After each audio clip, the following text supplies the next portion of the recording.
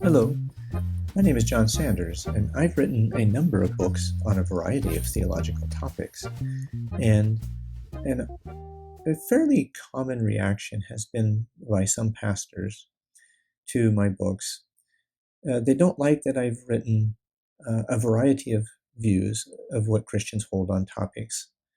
So, for instance, one time a pastor met with me, plopped his Bible down on the desk, pointed to it, and said, "I want to know why you put a question mark or God put a period." Now, of course, I didn't think I was questioning God. I was just presenting the range of Christian views on the topic of the salvation of non-Christians. Does Jesus save people who are not Christians? And does Jesus try to do that? And he didn't like that. And over the years, I've had these kinds of experiences with various theologians and pastors. And I now believe that the polarization that we feel and experience in our society is explained by social science researchers as two types of core values that people hold. One type is called nurturant. And nurturants believe in the importance of relationships. They value empathy and cooperation with others. Taking the perspective of others. This is always something I have tried to do, is say, well, how do these other people understand this? And nurturants are comfortable with complexity, with nuance and qualification. And they prioritize grace, which means giving people something they don't deserve.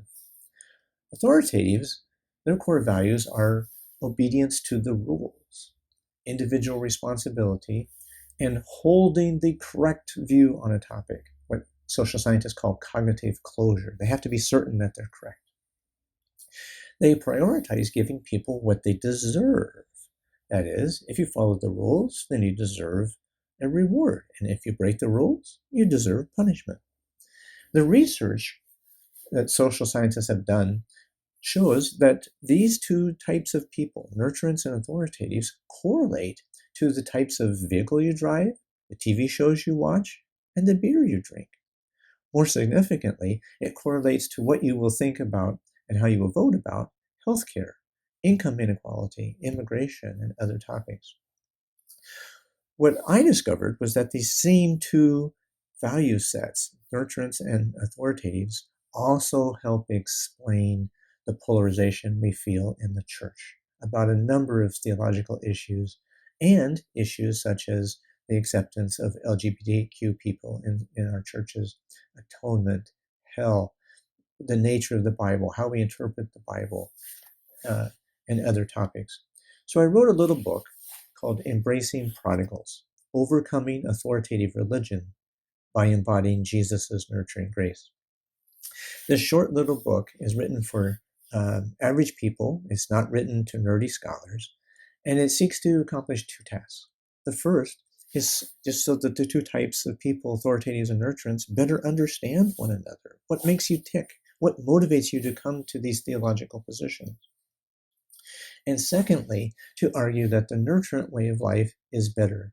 First of all, because Jesus taught it, and secondly, because social science research shows that it produces better individuals, better families, and better communities. Now, let me illustrate a couple of the teachings in the book about the Bible and theology. So, one is about a case where I was teaching Sunday school in a church, and it became really popular. And what I was doing was taking a range of views such as atonement or hell or the question of salvation of non-Christians or divine providence, and I was explaining the range of views that Christians hold and have held on the topics and why each position believes it's the right view.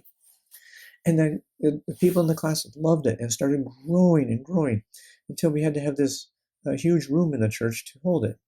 And then the pastor became uncomfortable and called me to a meeting and asked me to quit teaching Sunday school. And I thought, why? What's wrong? And the pastor said, because you're not teaching the single correct view on the topic. You're teaching a range of views. And he was fearful that people would become unfounded in their faith and drift away. And I thought that it was important that Christians realize there's a variety of views. I now realize that he was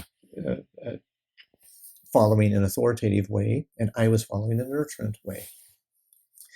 So, characteristic of authorities is that there's a single correct view on a topic, and they're often motivated by fear of being wrong. I can't tell you the number of times people have said to me, but what if you are wrong about this matter?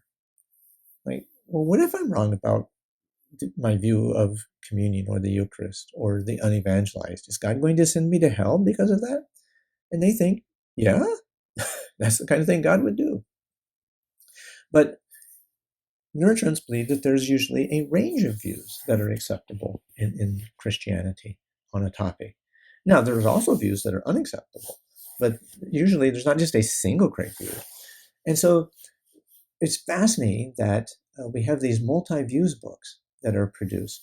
Multi-views books present a topic such as women's ordination or divine providence, and then they cover several views, maybe 3 or 4 or 5 views on a topic, and they select authors to defend each of the views. And I've participated in 2 of those books. And in each of them, the person who took a strongly authoritative position said, I won't defend this view. I won't give evidence in support of the view. I'm only going to criticize the other views. Why? Well, because mine's the right view, and the other views are wrong. And if I presented my view and supported it, like the multi-views books want you to, then my view would just be one amongst others. In other words, it would be a nurturant approach to Christianity. So the multi-views books themselves are really nurturant. And what they show is that the authorities who say there's only one correct view on a topic cannot agree on what the correct view is.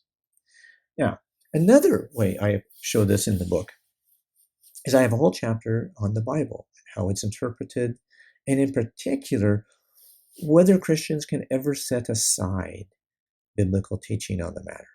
Authorities like to say, no, you can't do that. It's all or nothing.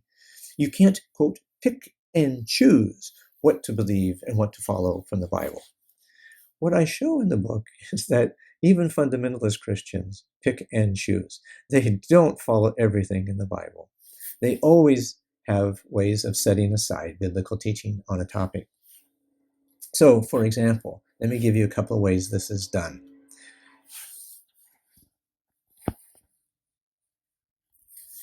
One way that Christians use to set aside biblical teaching is to say what happened before Jesus and what happens after Jesus. So, for instance, in the early church, there were Christians who said you can't paint pictures of Jesus. And other Christians said, yes, you can. Jesus is God incarnate. We can paint pictures of him. Other Christians said, no. If Jesus is God, the 10 Commandments said you cannot make images of God, so that you can't do that.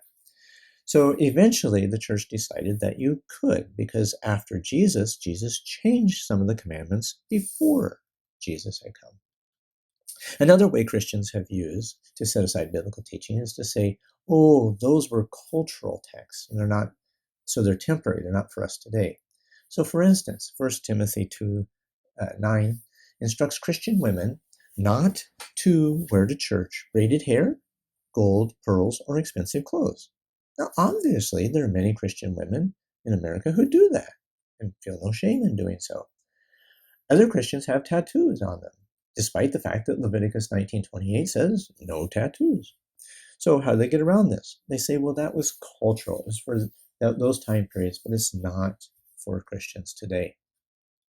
Another way that Christians use to set aside biblical teaching is to say it's immoral.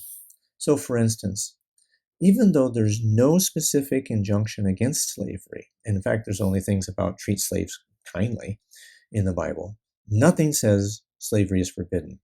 Christians have decided that slavery is immoral and should not be practiced. So I apply these to a variety of situations in Christianity. I hope that this brief overview gives you some insight into what the book is about, and perhaps will want to read it. Thank you very much.